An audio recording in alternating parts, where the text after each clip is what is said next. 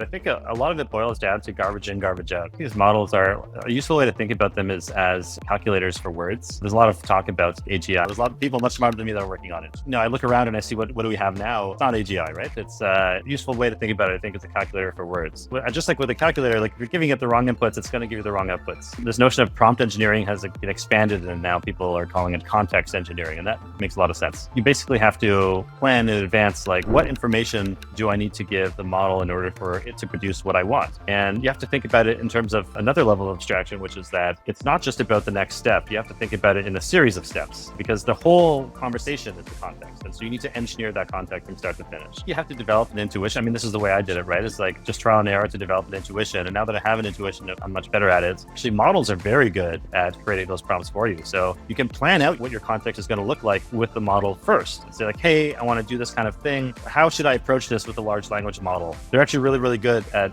formulating them for you. What I've been doing with Windsurf, for example, is for small things, I can just say, hey, I want you to do this, and it'll do it. But for much more complex features, what works much better is first going to ChatGPT and being like, hey, this is the feature I want to build. Here's sort of like the stack that we're using, like plan this out. And then once it's planned it out, then I tell, okay, now give me a prompt to Windsurf. And then I give that prompt to Windsurf, and then it does a much better job than if I just prompted it myself.